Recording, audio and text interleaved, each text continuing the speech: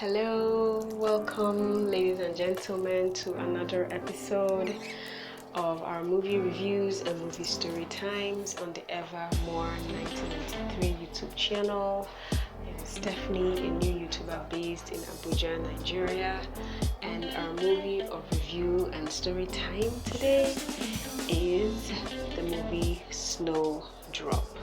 It's a Korean TV series with 16 episodes. It was released in the year 2022. So come along for this ride. Welcome. How has your week been? I hope you've been amazing. Hope you've been glorious. And yes, we are here for another Korean drama. I know. Give up at this point. We do Korean drama here, guys.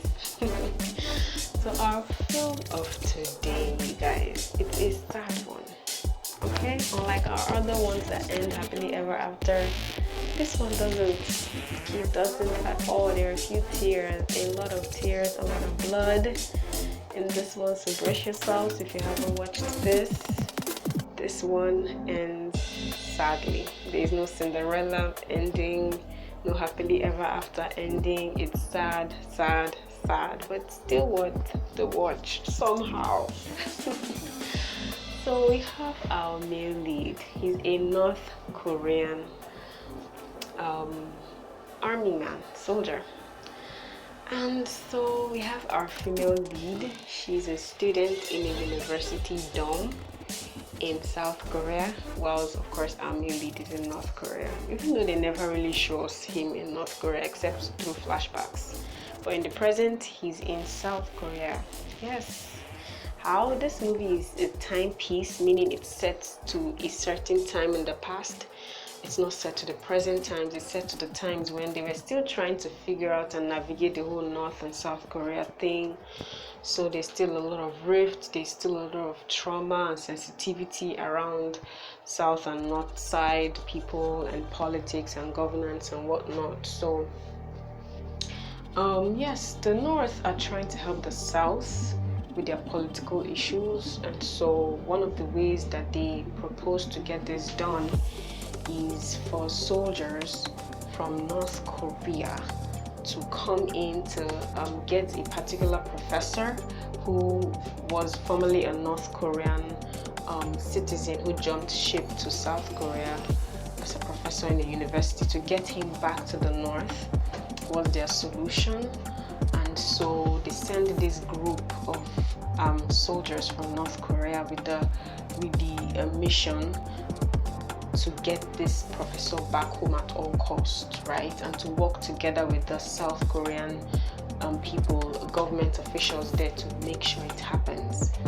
The problem really in this film happened with South Korea. The North Koreans did their job, they did everything right. It's just the South Koreans that really did not do their part in this film, and because they didn't do their part, it led to so much bloodshed, it led to so much stress, and it ultimately made the film end sadly. Like, if they would just do their part, they're the ones who need the help, but they're the ones who still messed up the help. So yes, so for those who do not know, our female lead is the member of Blackpink, the popular Korean girl band. Her original name is Jisoo. Yes, this is the film, her movie debut as an actress actually.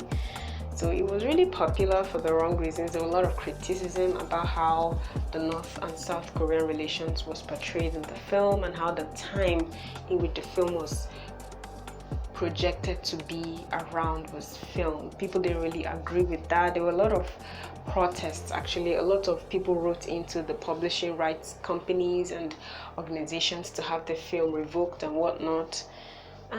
But the film still ended up being aired. I'm not from North Korea, neither am I from South Korea, so I don't understand what the fuss is about. But I do still think the film is worth a watch, okay? So yes, Jisoo, as I said, is our female lead. She's the student in the university student in the student dorm. Okay, yes. And so yeah, our North Korean guy, he has arrived in South Korea with his guys to try and get this professor to jump ship to North Korea. And they're kind of succeeding with him until the police, and I guess I would call them the FBI's alternative for South Korea, the ANSP, I think that's what they're called within the film. They keep trying to intercept the work of these North Koreans, and that's because their boss did not brief them to stand down, okay? Because this is an operation that has been approved by the government in South Korea, not publicly, but really privately. So because of that, these guys are trying to do their job, they're trying to prove their loyalty to their country, and they keep intercepting the activities of these North Koreans to the point of shooting them. One of the North Korean guys is dead. The main lead, our male lead, is on the run, badly injured, being pursued by, officials of this South Korean FBI team and whatnot. So yes, he's on the run on foot, okay? He's injured, he's tired, he's afraid, and so he runs towards the female dorm where our female lead is housed. Okay, this is how they connect our male and our female lead together. So he runs there with the last of his strength. He's able to jump over the fence, climb over the walls, and is able to haul himself to the floor of our female lead's bedroom. Okay, follow me, very interesting. Now let me rewind back. This is not the first time our female and male lead will be meeting.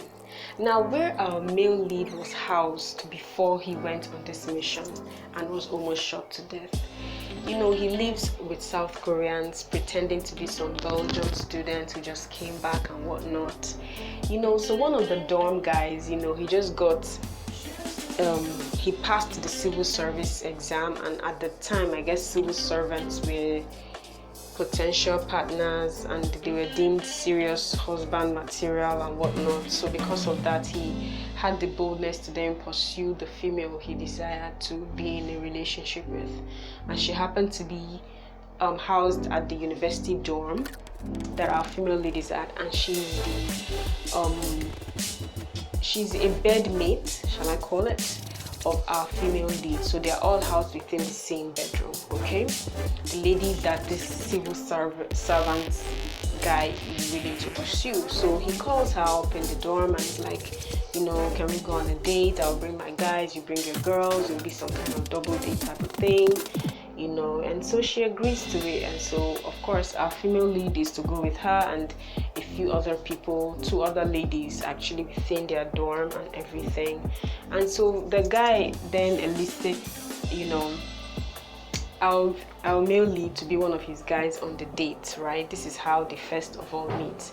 So whilst they're on the date, they're all waiting on the girls to come in, and so this guy, our male lead, is keeping himself busy, sort of playing matches sticks and whatnot. And so as our female lead and her friends come in, somebody jacks at the table of what he's building, the matches stick mansion he's building and whatnot, and the matches sticks crumble. And I tell you, it's so timed, it's so perfect that her hands proceed to try and stop it from crumbling, as his own hands as well proceed to do the same. And so there's a hand-on-hand moment where they touch hands and everything, and then stare at each other, and of course both fall in love with each other at that moment. So on that date, they proceed to do some kind of game where they help the girls pick the guys. And so she wanted to pick him for a date, but one of the other girls was eyeing him and she rushes off to pick him. And so because of that, they couldn't go on an official date. But he ends up, leaving the other girl. She ends up leaving the guy she was forced to pick, and she goes to a record store and at the time, this is the vinyl playing time, that's when the film is dated back to. So, and tape. I don't know how many of you all knew about cassette tape recorders and stuff, but at the time that was how people played music and carried music around. So she goes to this music store where you can, play before you buy a record, you can test it out and hear what the record is about. And so she was testing out a record and singing out loud because she really liked the record, and everybody in the store was hearing her sing really badly, and the guy was as well in the store, the guy being our male lead. And so everyone is laughing as they see her dancing and singing out loud with her headphone on, and then she becomes self-conscious and figures out, oh my god, I'm singing out loud and everyone is hearing me. And then she cites the guy, and he's also laughing too because he saw her singing. And so she's embarrassed because she already likes this guy and he already likes her. So she's trying to rush off from the store, and they have a face-to-face moment where they both ask each other, okay, so why are you not on your date? Oh, I had other plans. Why are you not on your own date? Oh, me too, I had other plans. So she rushes off the store, really embarrassed that she didn't buy the record. He buys the record and pursues her outside the store and hands it to her. And so she's like, you know what, I can't collect this free of charge, and she rushes after him. As she catches up to him, that's when police guys are inspecting and interrogating some men they just found on the streets. I guess they were trying to find North Korean deserters and whatnot at the time. So they had like a list with pictures on it, and they were interrogating several men on the streets, suspecting them to be deserters from North Korea, and he happens to be North Korean, so he was scared. He runs into an alley, and she, not really suspecting what's happening around her, runs after him. And so the police guys are approaching where he is, and he tries to stop her from leaving. And if you know the etiquette of the Korean system, you can't touch a woman if you're not married to her, if you're not dating her. So he holds her hand, and she's like, what are you doing? And he's like, just stop. And so the police guys really at that very moment stop to try to interrogate him, looking at their pictures to wonder, is he the one, is he not the one? She figures out what they're trying to do and create an entire diversion with a different story. She makes it seem like they are lovers who are fighting, and because of that the police guys move on along, and that's how she's able to save him, because she assumed he was like a rioter that is rioting and protesting against bad governance and whatnot. She assumed that because her elder brother used to do the same, so that was why she instantly wanted to protect him, not knowing that he was North Korean, right? And he doesn't explain this, of course, because he's a spy at that point. So he just thanks her, and they leave. They make a date to meet again, but obviously he won't honor that date because he has a job to do. So after that day and him standing her up, this is him falling into her bedroom all bloodied up, is the second time they are actually going to meet. And let me just tell you, in this dorm, the madam or mistress in this dorm is very strict. She does her roll call herself, going from room to room every night to make sure all the girls are in. If you're not in the dorm at a certain time, the dorm is locked and it's penalty. Okay, and here is a bloodied guy in her bedroom, and she doesn't even know yet. I know, it's really a lie. And so, she comes in, she figures out he's the one.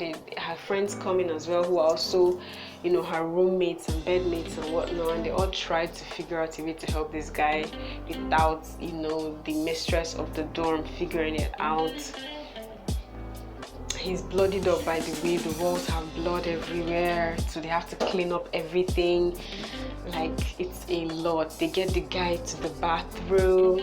The police follow him into the dorm, firing gun and gunshots everywhere, going from room to room to search to find out where he is.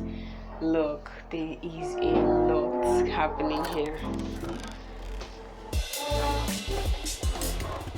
So so at that point, like, they are nervous, of course. They keep trying to find ways to divert from the police finding out, because they keep thinking the guy is a protester, right? They don't know he's a North Korean spy or soldier or anything. To them, they are protecting a protester, you know what I'm saying? So they go all the way, even down to taking him to the sauna and going full-on naked to keep him safe. He didn't see anything, for those who are wondering. It's a whole thing. But they actually succeed. They get him into a room that's not really used. in the dorm, and he stays there till he recuperates. She comes by every day to feed him, to nurse his wounds. Of course, he's in love with her. Now he's getting to find out she's a nice person. Obviously, this guy is smitten with her, and so is she with him. She comes by sometimes, they sit down and, chat for a bit before she goes off to class. And he himself is trying to figure out what happened to his team. He's trying to radio in the other people. It's not working. The police are mounted outside waiting for him to come out because they are convinced he's within this dorm. It's a whole thing. So the school is hosting like some kind of party for the girls where they can bring in their partner for one day and the doors will be opened. So they use that day as an avenue for him to leave the dorm without being suspected or anything, and he's able to leave only after he's given her a necklace that is really important to him, that was given to him by his sister back in North Korea. There are flashbacks of him in North Korea with his younger sister, who is his only family member and whatnot. So, all through the film, they show you the government side of things that really were trying to get their deal done, and down to the people that they sent to get this deal done, and how it wasn't matching up. With the governing guys, they are done, they are good. But when it came down to the implementation of this deal, it was falling apart majorly because South Korean leaders did not call their law enforcement agents to order. They just had no control over those guys. To the point when they gave the rule and the order, do not follow these guys, those people ignored them and still did the job. The fact that you cannot reprimand your agents is kind of an F on your part. There should be a hierarchy of power, and for it to be clear to these agents that it's not a debate. I'm not asking your opinion, I'm saying you should stand down. And because they didn't stand down, a lot of bad things went down. There was a kidnap, there was a hostage situation. The guy had to take the girl hostage and all of the girls in the dorm hostage, and shoot down people and take one of the agents hostage, the most stubborn of the agents who would not hear no. He was taken hostage, my dears. And so, but in that hostage situation, which lasted for a few days, the girl and the boy got close. It was a really tricky situation in that she wants to be freed. She wants her friends to be freed, but she also kind of likes this guy. She's kind of upset at him for lying to her, or not, changing her mind or correcting the impression that he was a protester. She's mad at herself for accommodating the North Korean spy. She's mad at herself for believing he was a protester, for nursing him back to health, only for him to come back to the school and kidnap Bushi and her friends. She's mad at him for a lot of reasons, but she's also kind of in love with him. He is also having a conflict on his own end. He's grateful to her for saving his life. He kind of likes her, even though he knows it cannot lead to anything based on his job. But he also has to keep himself alive and his guys. And that meant kidnapping she and her friends, and so it's a whole lot. Everyone finds out later on that she's the daughter of one of the government officials, something she had hidden from everybody in the school. Only the mistress of the dorm knew. It was revealed at some point and everything. Look, this movie is packing. For those who haven't watched Snowdrop, you guys have to watch Snowdrop.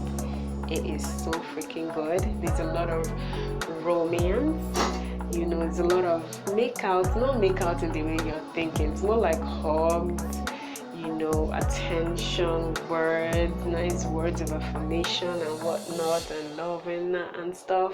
There's a make out session, definitely, but that's a kissing session, but it's just one time. Yes, I know, disappointing, but that's all they give us within the film. An opportunity comes for them to escape. At a point, the guy, turns around to actually help them, and he died, guys. He died at the end. He died saving the girl. He died, protecting them. All of the comrades actually died except for one of theirs that left, but everybody else died, and they died doing the right thing, because at a point with the whole negotiations, the North Korean leaders abandoned the soldiers and were not willing to do whatever it took to get them back home safe. So they had to tend for themselves, they had to fend for themselves. and try to stay alive on their own, and even try to renegotiate the whole contract and everything, and try to pin it on their own lives, and evidences they had about the whole thing, that of course the South Koreans wouldn't want to be exposed. It was a whole mess. There was money involved. I mean, like, there's a lot that happened within this film that was just crazy. So I hope for those who watched this film, this is like me reminding you of what you watched. And for those who did not watch this film, I hope this is encouraging you to go watch, because this was really good. As much as it ended badly, it was kind of cool. I'm really upset with how it ended, I will not lie, and I feel like a lot of people too who had reservations about the film had those reservations because of the ending. Many people didn't expect it to end this way. Many people were like, why is it ending like that? There should have been a happily ever after moment. There were a lot of opportunities for that to happen, but they wanted a Romeo and Juliet type film where, even though the woman didn't kill herself too, it was more like only Romeo dying, but still, they wanted a moment where somebody in love died as gruesomely as possible, and that happened. He was gruesomely killed in the film. That's our male lead, and he did it saving her and everything, and it was really sad. Even her own side, the South Koreans, were willing to kill her just to get the guy. It also showed just how disloyal the governments were to their people, how selfish they were. It was really about them. It wasn't really about the people. It wasn't really about doing the right thing. It was more about their own personal gain. And for those who are into comedy, the two men put in charge of the South Korean government, you guys have to watch these men in action. They were just hilarious throughout this film. Two full-grown men acting babies, backing commands and confusing all of their subordinates. Nobody knew who to follow, because one comes and gives this order, everyone is trying to follow that. The other comes, screams, why are you doing that? Do this instead. So it was a whole lot, and this is all the fault of the person who was in charge, the actual leader. He didn't make it clear who was in charge of this negotiation. He made it seem as if they were both in charge of the negotiations, and they both had different motives to achieve with this negotiation. So it made a lot of orders clash. Like, A will come and say something, as everybody is carrying out what A says. B comes up with his own, ideas, and everyone now doesn't know who to follow. Is he A or is he B?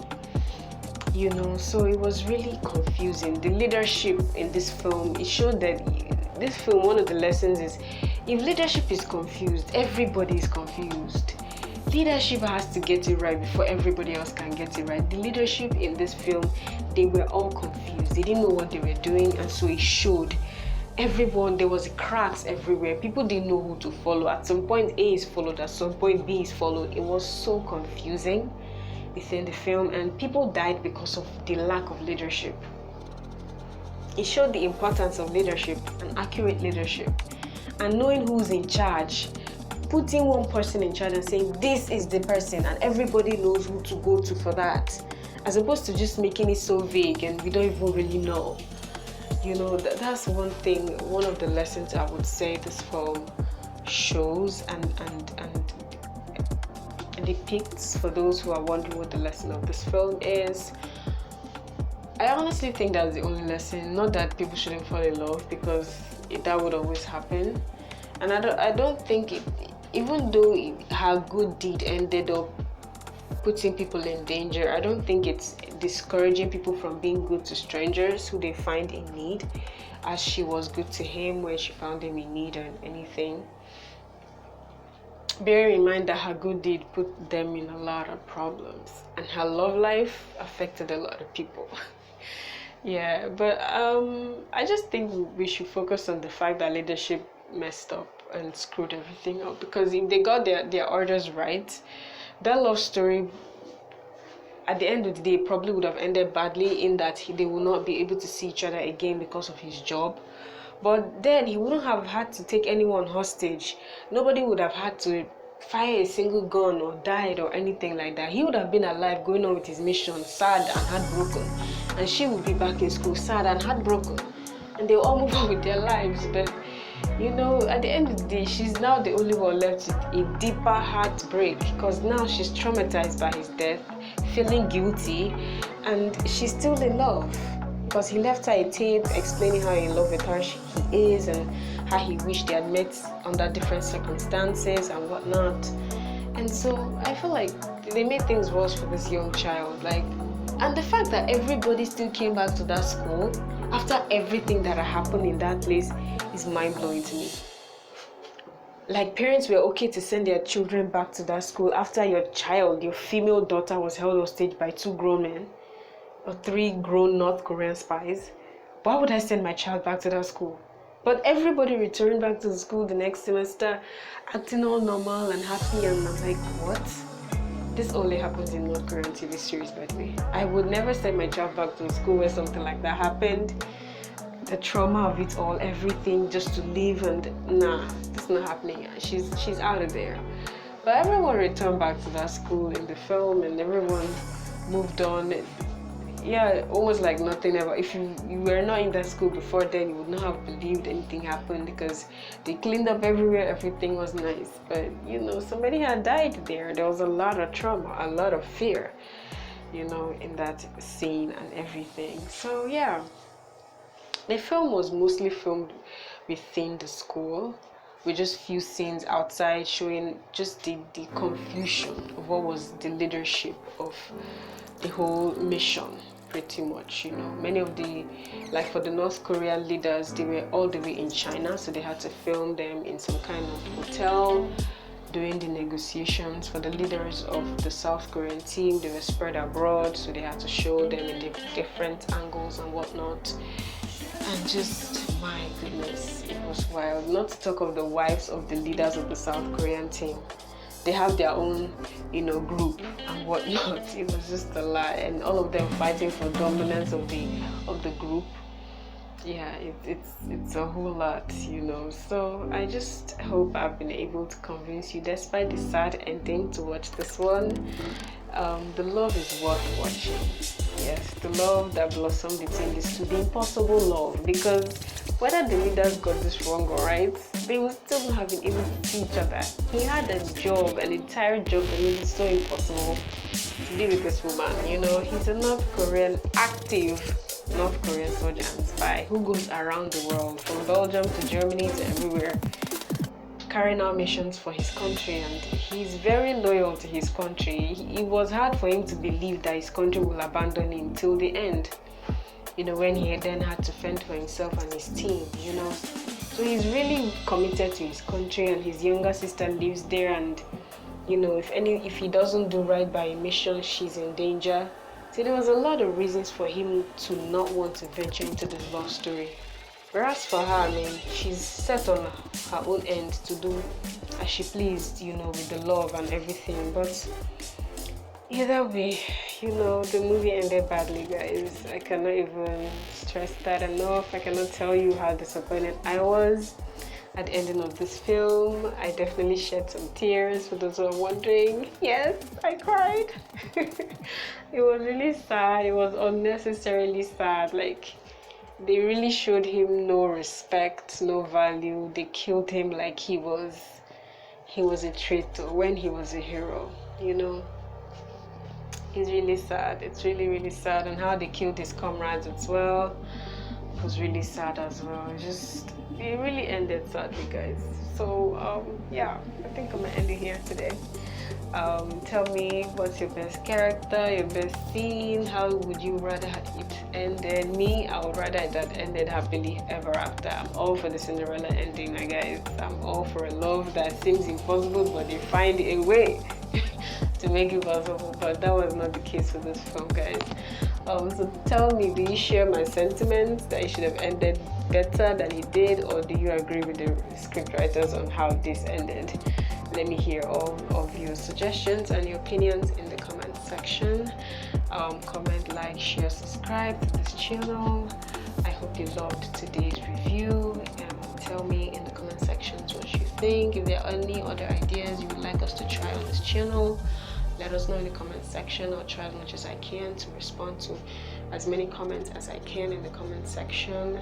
Once again, I am Stephanie. I am a new YouTuber based in Abuja, Nigeria. I post movie story times, movie reviews, love, live chats, and so on and so forth.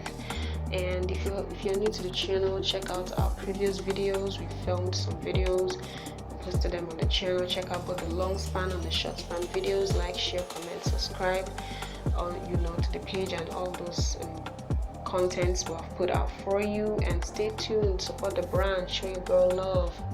We're going places. Join on the brand as early as you can, which is now, guys. And then we'll see you again on our next review on our next content. Hope you enjoyed today's review. Like I always say, you are amazing, you're blessed, you're perfect, you deserve love, you are it. So glorify God in your life, in your body. Glorify God in all that you do.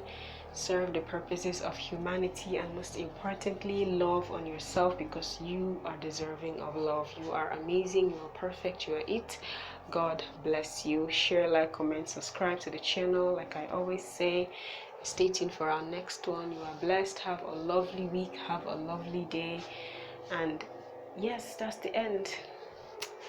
God bless y'all.